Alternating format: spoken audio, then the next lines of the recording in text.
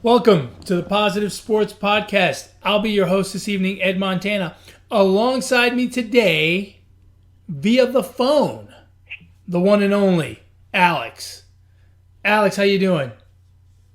I'm a little upset you didn't give me a heads up that you were about to introduce me. Oh, I was expecting a bang or two, you know? You threw me a curveball, and I was expecting... I didn't know what to expect. I threw you a curveball and I didn't bang the trash can beforehand. Is that your problem? Yes.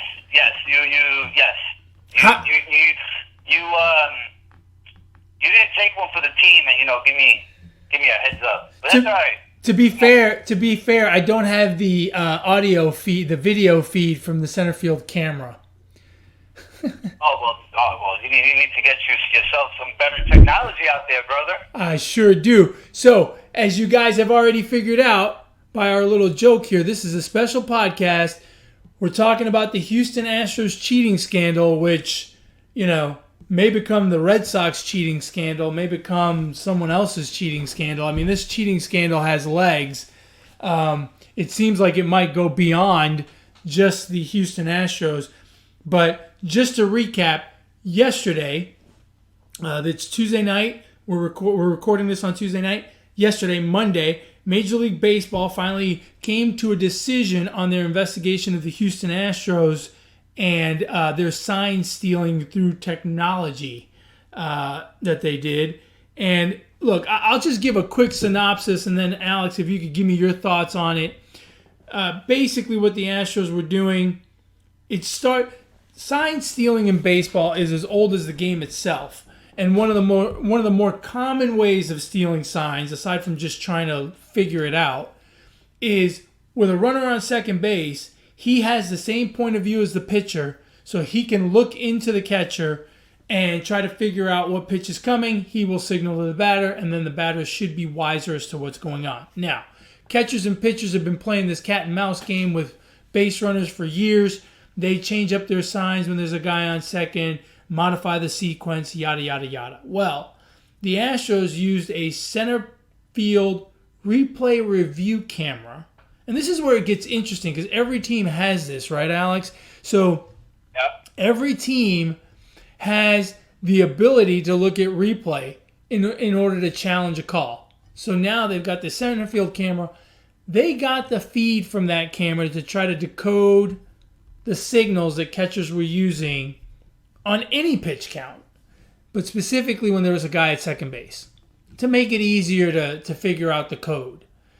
They then tell all the players, all the batters, and now whenever someone's at second base, they know exactly what the sign is. They send the signal back, and the batter is wiser, right? It's this cat and mouse game, and the batter's a little bit wiser.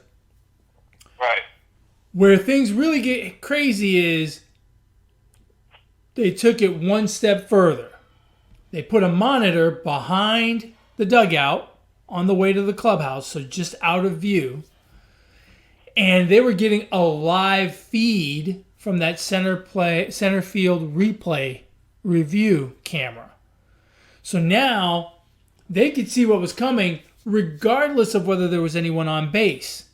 And so what teams have been complaining about was this odd clapping and whistling. And the one that really triggered teams was the banging of the trash can. And the most egregious one, or not the most egregious one, but the one that really perked people's ears to this situation was they were playing against the White Sox. And apparently this has been going on since 2016. They were playing against the White Sox, and the pitcher, I don't remember the pitcher, but a pitcher on the White Sox gets visibly upset after a few pitching to this one particular batter because he can hear the banging on the trash can. Obviously, the White Sox don't draw a lot of people, so it's pretty quiet. And, Minute Maid Park is not the most raucous place. So, there are times when it's pretty quiet in there. And he gets visibly upset, adamantly calls the catcher back out, and they have a conversation, and you can tell he's pissed. At the end of the inning, he walks off, he turns around, he says something to the Astros bench. You can tell he was pissed. And that's one video that's surfaced that is probably the most egregious one. And what really started this whole thing was Mike Fears was a pitcher for the Astros in 2017, did not get re-signed for 2018. He ended up on the White Sox. And the White Sox have a relatively young pitching staff this year, and he made some comments to them about, guys, you got to be careful with your signs. There's teams that steal signs, and they're like, obviously the conversation kind of goes from there, and eventually he ends up doing an interview with The Athletic where he basically details out, not in full detail, but he kind of lets the cat out of the bag as to what was going on with the Astros. And so MLB starts this investigation, and this is where we are now. That's kind of the synopsis of the crime, so to speak. What do you think, Alex, about MLB getting involved in this whole sign stealing thing? Well, number one, Danny Farquhar is that pitcher from the White Sox. Yeah. Thank you. That you were talking about, and Mike, what's his name? Mike Fears, yeah. Fears? Yeah. The rat? He should be somewhere there in the studio. The Astros is just dumb. This is embarrassing, I think, for their franchise. If they didn't think that a former player was going to go and spill the beans to whoever, then they're just foolish to think that wasn't going to happen. And look, although cheating in baseball, or sign stealing specifically, has been going on for a while, the Astros really took it to an extreme, and it's all I don't know. I just feel like they just took it way too far. Technology being involved, and I think Major League Baseball did the right thing by punishing the Astros. Yeah, it's, one of the things that kind of flies under the radar in this whole thing is the Red Sox and the Yankees were both fined for using technology to steal signs in August of 2017. Now, in that scenario, someone in the replay booth or someone in the clubhouse was watching the game on a monitor and sending text messages to devices, right? Either an iPhone or an Apple Watch that was in the dugout. So the manager or whomever, coach, bench coach, whomever, players, were getting real-time information through technology from someone outside of the playing field and the dugouts. In September, after those punishments were handed out, MLB sent a very strongly worded memo to all the teams stating that, reiterating that they're not allowed to use technology during the game, and that if anyone was found to violate the technology rule, as they're calling it, there would be severe penalties specifically for the manager and the general manager. That was specifically stated in that memo, which I find very interesting, and it's something that we'll talk about a little bit later on in this podcast, because there's a situation where it relates to a player, which is very, very interesting. I agree with you, Alex. I think they took it too far. The report, the statement of the commissioner that was issued yesterday, specifically names Alex Cora, who was a bench coach in 2017 for the Astros, and Carlos Beltran, who was a player in 2017 for the Astros, as the ringleaders of this fraud, let's call it. And if you recall, in 2017, Carlos Beltran didn't play a ton. That was his last season, and he was very much talked about as a kind of an on-the-field coach, which I find very interesting in light of his current position as manager of the New York Mets. And we'll get to him in a minute. But obviously the stiffest penalty was to the penalties were to the Astros, and they were to the GM, Lunau, and the manager, A.J. Hinch. Now, let's recap the penalties real quick. A $5 million fine, the highest allowable amount that the commissioner can levy against a franchise. $5 million, a $5 million fine to the Astros. The loss of the first and second round picks in the next two drafts, 2020 and 2021. Most importantly, a 1 year, they call it a 1 year suspension. It's actually a little bit less. A suspension effective immediately through the end of the World Series. So they're eligible to be reinstated the day after the World Series, and that is for both the GM Lunau and the manager A.J. Hinch. Now, I don't know if have you read the statement from the commissioner, Alex? No, I mean, I hardly read in school. I'm going to sit there and read 9 pages. No. It was very interesting. I didn't read it. I didn't read it, number one, because 9 pages is just too long for me. But, I don't need all the details. I just wanted to know what the punishment was going to be. I pretty much felt that, the manager, A.J. Hinch, and Lunau were going to get punished. And I just wanted to know for how long and how much they were going to get fined for. Yeah. Yeah. The one thing that is very, if you read the statement of the commissioner, and I'm sure you've heard these comments already, the one thing that is very, not shocking, but very eye-opening is Manfred specifically 100% exonerates the owner, Jim Crane. Now, I have to wonder if this is not a little quid pro quo here, right? Like you do for me and I do for you.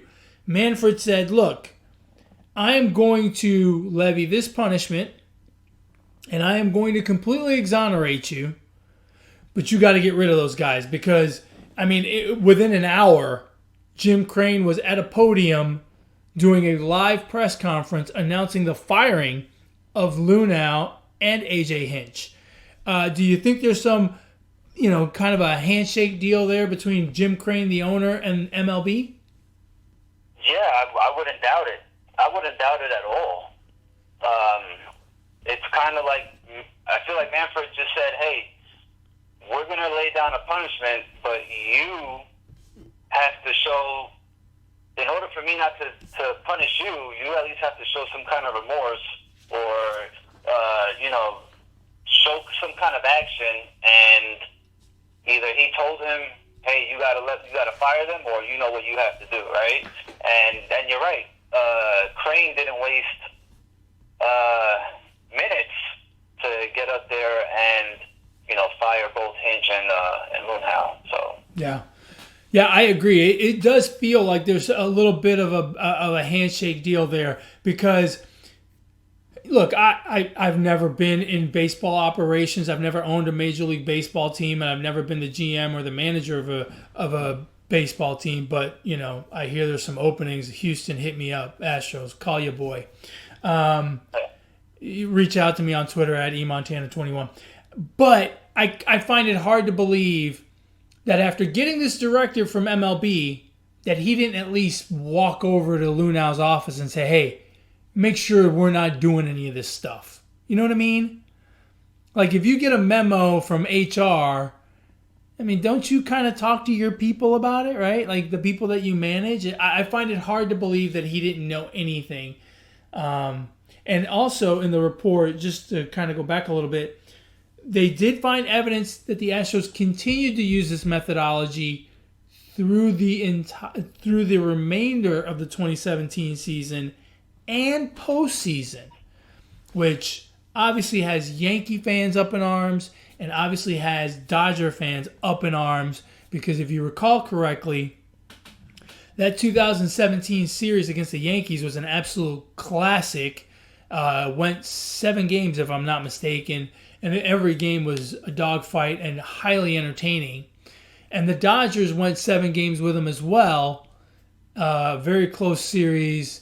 You know, both of those teams, I'm sure, feel like they have a claim at the World Series. I know we talked about this a little bit, Alex, that we think the punishment was fair. Do you think they should have been punished more? What else could MLB have done, in your opinion, to kind of right the wrong of this transgression? Before I answer that, you also remember, I think it was in 2017 when the Astros played, or it might have been 2018. I can't remember. One of those 2 years, the Astros were playing the Red Sox in either the wild card or the NLDS, and I think that's when the Red Sox started accusing the Astros of whistling. Yeah. No? Yeah, you're right. And that was in 2018 because that was the first year Cora was there after they had missed the playoffs the previous 2 years. Okay. So yeah. Back to your question regarding, if they deserve a harsher punishment.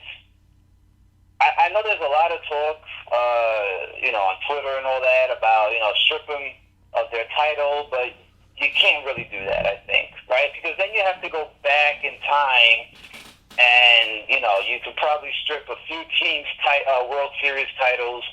And so I don't think that really has a, I don't think that's the answer. Whatever. People want to put an asterisk around it. The Dodgers want to have a parade.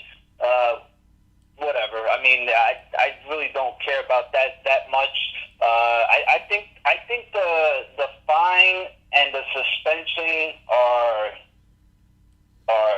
did its justice. I would have excluded them from the postseason for at least one season, though. Wow. And I don't even know if I would have. I would have almost hand out that punishment after the fact. So let's say the season is over, and the Astros win the division, and the Angels come in second. I swear, I would be so tempted if I was baseball. I know they're not going to do this, but this is just, whatever, me being outside of, normalcy, that MLB comes out and says, hey, Astros, guess what?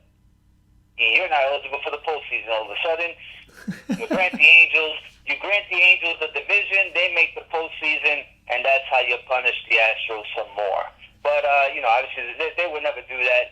But they could have come out how they did yesterday and include that in their, list of punishments for the Astros. So I think a 1-year postseason ban would have been the icing on the cake.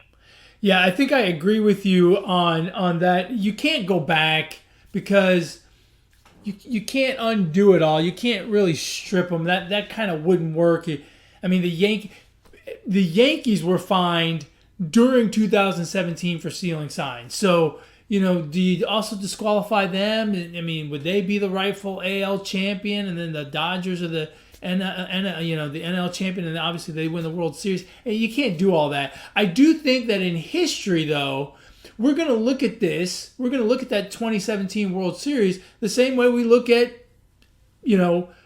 Sammy Sosa and Mark McGwire's numbers and Barry Bonds' home run record. I think we're going to look at it we're going to say, yeah, the Astros won, but, right? Kind of like Barry Bonds. Barry Bonds hit 73 home runs, but, you know what I mean? I think it will always be tainted that way, which is really unfortunate when you're talking about the World Series. And as far as the punishments go, I think the punishments to Luhnow and Hinch are appropriate 1 year. Obviously, if the $5 million is pocket change to these owners, and quite frankly, the Astros made more than $5 million on merchandise and hoopla and subsequent ticket sales and all that jazz, and heck, it's not even going to cost them $5 million because they're going to save the salaries of Luhnow and Hinch, not to mention the salaries of those 4 draft picks that they're losing. So the $5 million to me is nothing. I mean, they may as well not punish him at all monetarily. And then I do agree with you. I think a postseason ban might have been appropriate here. You cheated during the playoffs. Well, now you're out of the playoffs. Now I don't know what that does to the competitive balance of the American League West, right? Like, what does a team do?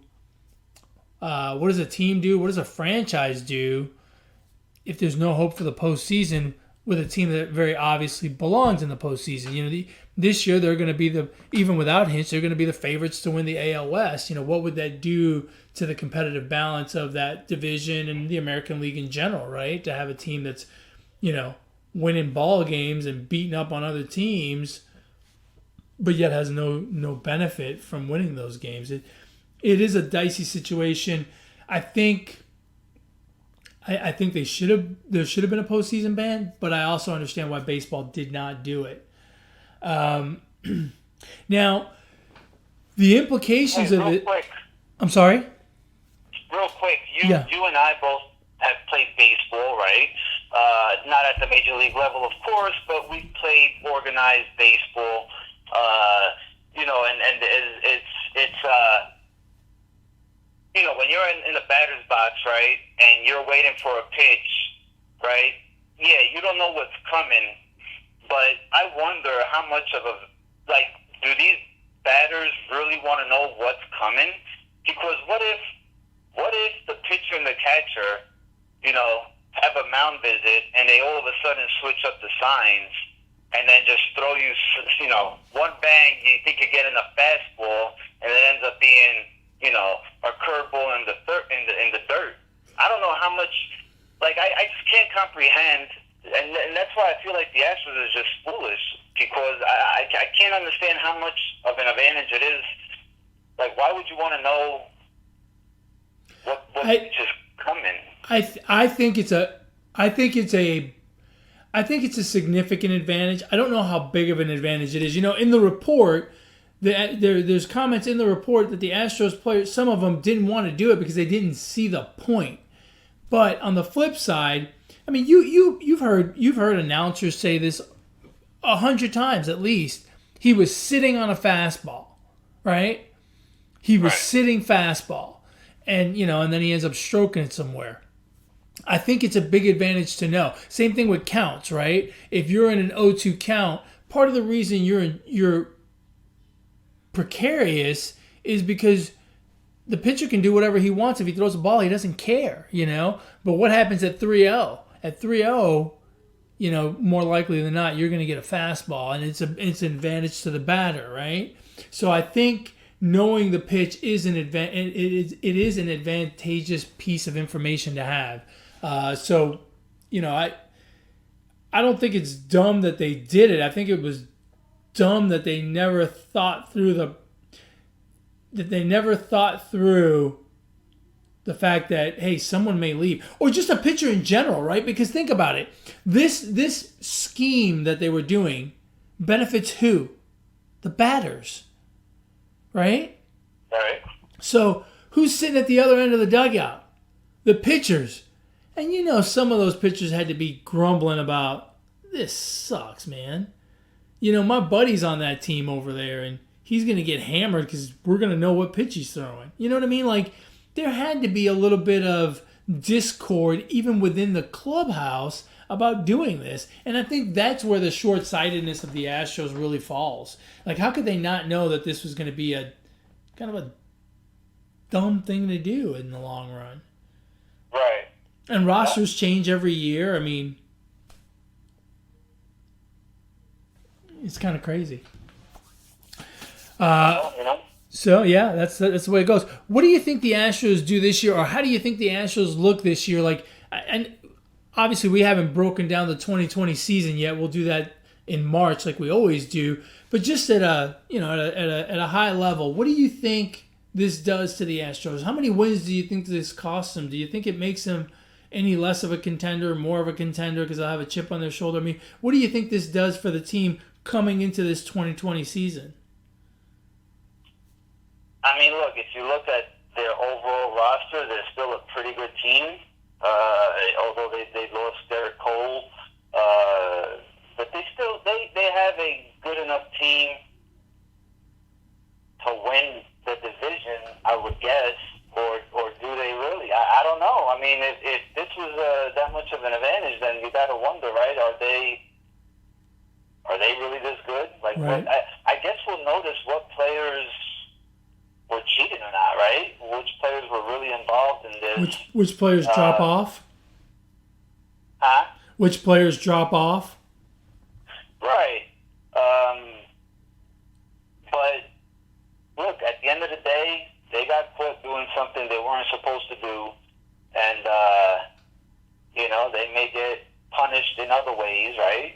Mm-hmm. That doesn't, makes their season a bit unsuccessful. And I'll tell you what, man, when they go, all of a sudden the Astros become the villain here, right? It might no longer be what, the Yankees or the Red Sox, the Astros all of a sudden become villains and the most hated. And let's see how they react to all that when they're on the road, because they still have to play 81 games on the road. So, yeah. Although they were better on the road, I was reading that also. They did better on the road in 2017 or 2018. I can't remember what year. Yeah. So that and that's why I said, how much an advantage is it? So, but I think that these players got to be pretty embarrassed, man, to be associated with this scandal. Yeah. Considering how hard Major League Baseball came down on them. So, I will tell you this.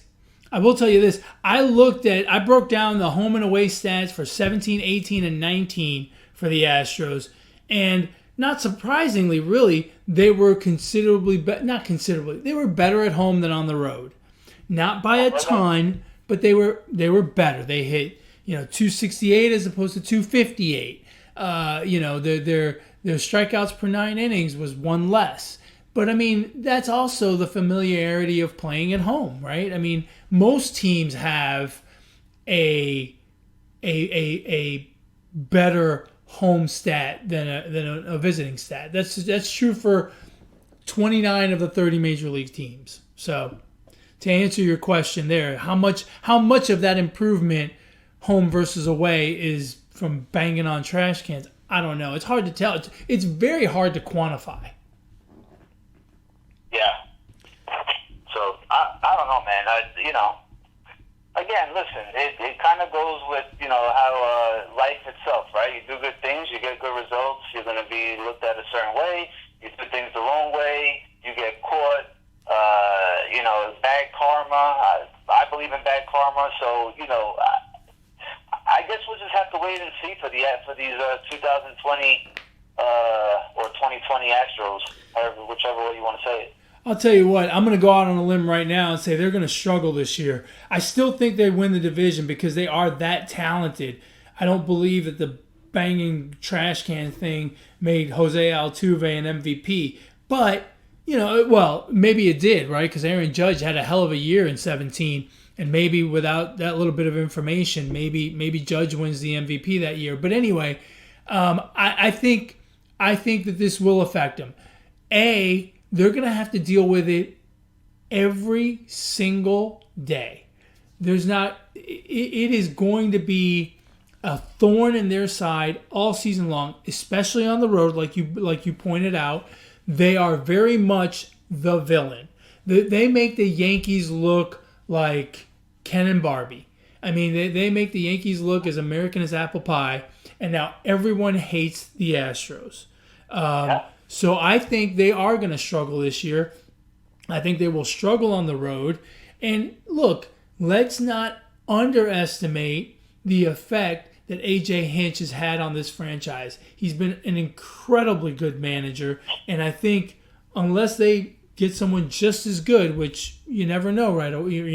Never know, especially stepping into the fire that is this situation now. I just don't think they're going to be as good. I still think they win the division, but they certainly don't run away with it. They're going to fight it out to the last day of the season. That's how I feel it's going to go down. It's going to cost them about. So what I'm saying is, it's going to have about a 10-game effect, right? Because they won the division by 10 last year. And I think they're going to go from 106 wins probably down to 90. I mean, it's a big deal. It's going to cost them. Now that I think about it, they won 105 or 106 games last year. I bet you they barely make it to 90 this year. I'm saying it's going to be a 15-game problem for them because losing Hinch is a big deal, and it's going to be a thorn in their side. They're going to be talking about it constantly from spring training on. I am actually looking forward to it, being that I live in Houston. Yeah, it should be interesting for us, right? And look at what the fans have to say, right? All the media reaction. So, you know what, man? It sucks to be the Astros right now. I think they're embarrassed. They're going to be embarrassed. They're going to feel embarrassed. The spotlight is on them. Yeah. And it's going to come up every single day. The memes are out there already, right? They've been out there since, John Boy videos brought this to everyone's attention. Right. They are the laughing stock, and all fingers and eyes are pointed towards the Houston Astros direction. Yep. Not good. Yeah, no, it's very much a black eye for the organization. It's a black eye for baseball. It's not. I mean, we're having some fun with it, doing a podcast and whatnot, and talking about it, but it's really not something that we really want to be talking about as far as baseball is concerned. Let's move on a little bit. The other breaking news, and this happened just a few hours ago. Alex Cora has mutually agreed to part ways with the Boston Red Sox. Now, he's named as the ringleader of the situation in Houston in 2017. In 2018, he took over the Red Sox. And he is very specifically mentioned in the statement of the commissioner, but oddly enough, there is no punishment for Alex Cora. And the reason for that is the Red Sox, the 2018 Red Sox, are being investigated for their own sign stealing scheme. So the commissioner decided not to announce a suspension for him until that investigation was completed. Now, Alex Cora went and jumped in front of the train before the train could pull into the station and hit him, and said, I'm gonna go ahead and get out of here. And so he has mutually agreed to part ways with the Red Sox, which, considering what happened in Houston, kind of a foregone conclusion, don't you think, Alex? I mean, if he didn't quit, he was going to get fired as soon as that suspension was announced, correct? Yeah, I'm sure he knows, and don't forget the Red Sox have a new general manager, so I'm sure there's some. The general manager could have said, "Hey, man, I don't want this black eye in our franchise, Mm-hmm.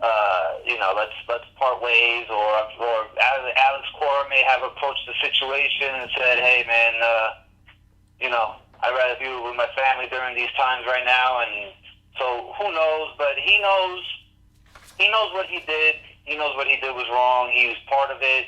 And he knows he might get the worst end of this. He may never have a job again in Major League Baseball. Who knows? I would imagine that baseball's going to come down on him maybe a little harder than Hinch and Lunau. I don't know, but it can't be good. I know that much. Yeah, that is the tone of the statement of the commissioner, is that Cora is going to get it worse.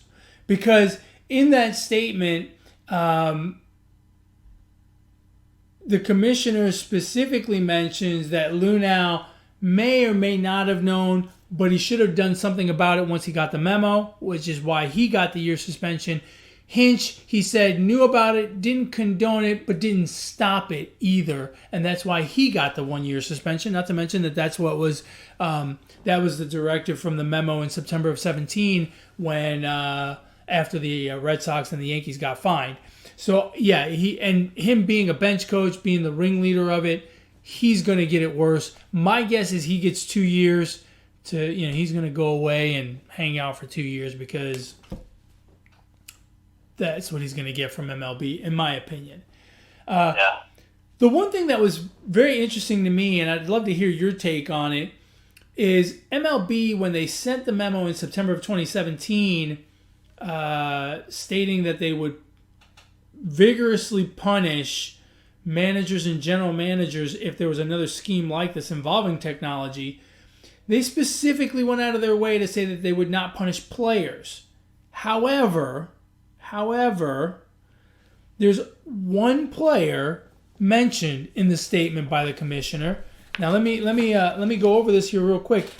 The investigation included interviews with 68 witnesses, including 23 current and former Astros players. So they talked to a lot of players to figure out what was going on. But only one player is mentioned in the report. Now, that player is Carlos Beltran, who is no longer a player and happens to be the new manager of the New York Mets. So, Alex, I got 2 questions for you.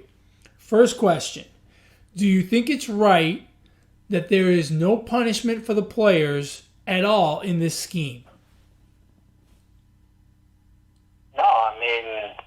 No, I don't think it's right. I think the players should be punished, especially if one gets name dropped.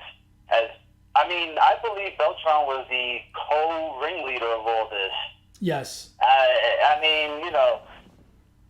And I'll be the first to tell you, I love the Carlos Beltran hire for the Mets, but I think he's at fault here. I think he's guilty by association alone.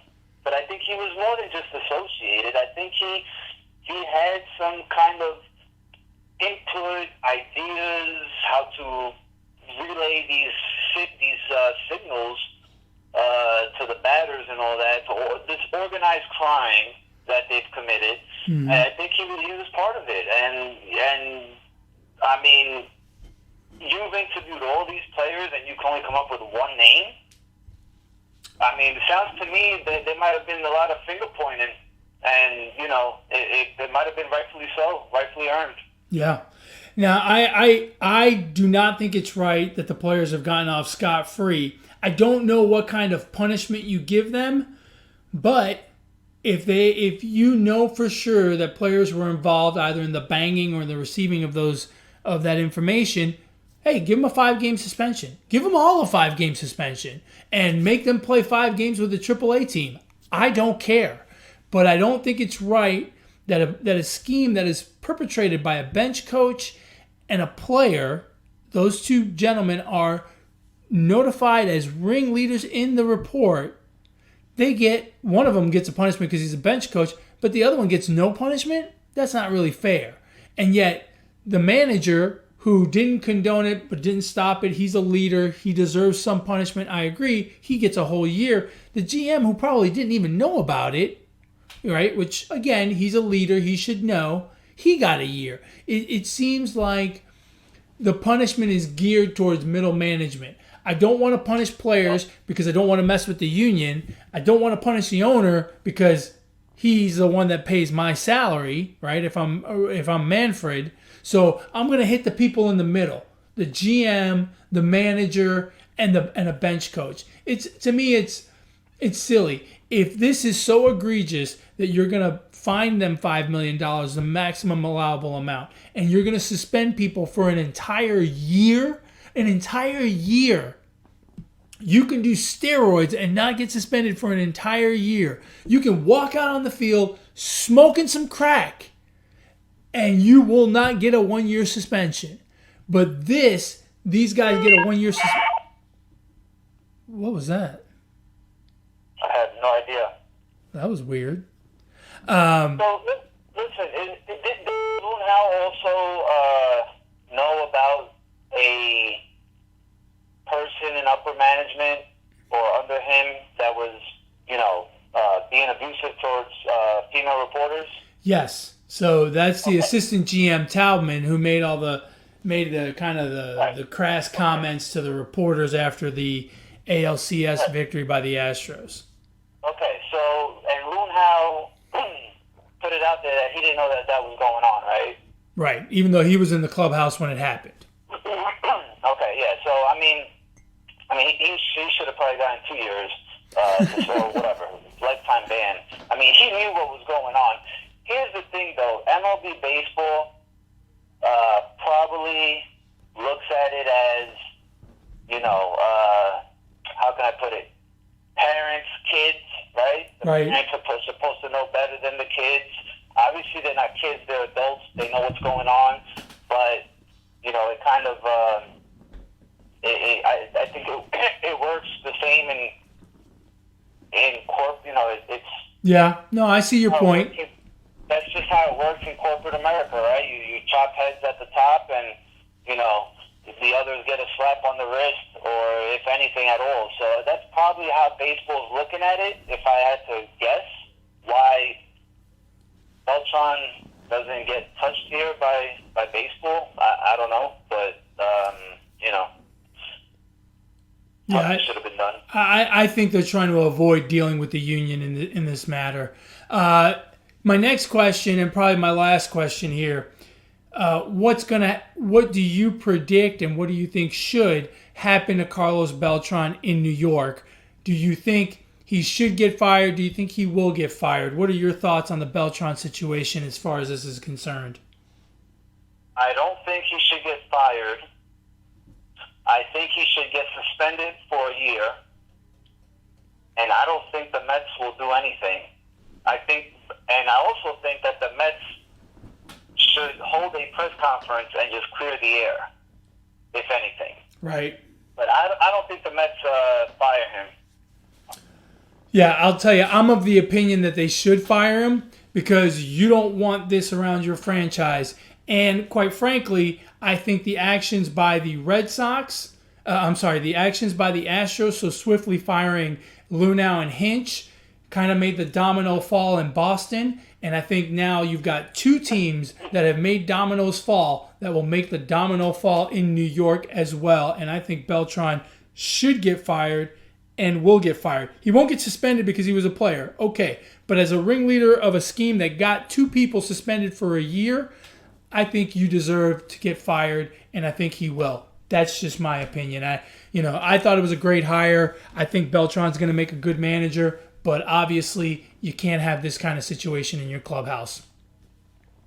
You're already in the toughest media market there is. You don't want to start off like this. So I think the Mets would be smart to cut their losses and find someone else. You got to wonder what Beltran said in that interview, right? Like if he was asked about any of this, and if he was, how did he answer? Did he lie, or and his name being brought up and Major League Baseball not doing anything? That right there makes me feel like nothing's gonna happen to Beltran. It's funny, but I think the Mets should come out with a press conference and just deal with it and move on, and that's it. See, he's been away from the Astros for 2 years, right? Because last year he was with the Yankees. Yeah. So it's kind of 2 years later trying to pin him for a crime. It's funny, Alex. I think the exact opposite. I think the fact that they actually named him in the report is the commissioner's way of saying, take care of that. Could be. So we'll see. Interesting. It's very interesting. I'm sure we'll bring it up again in our weekly podcast because some stuff may happen between now and then, and maybe more information will come out. Extremely, extremely interesting situation. Hey, any thoughts on Mike Fears? What do you think about him in this whole case? He is the Jose Canseco of this, Scandal? Of this era of baseball. I miss him. I know he's there sitting around on your desk. I wish, I could have brought him out with me on this podcast, but I guess he started all this, right? Yeah. And is he right? Is he wrong? I don't know. I don't know. I wonder how he's viewed by everybody else. But again, I go back to the very beginning of this stream. The Astros were foolish if they thought that no player would say anything once they left the Astros. Yeah. Well, it was, it's like everything else, right? If you commit a crime, you better commit it by yourself. Don't let anyone else know, because someone will say something at some point. Yeah. All right, man. You got anything else to say about this scandal?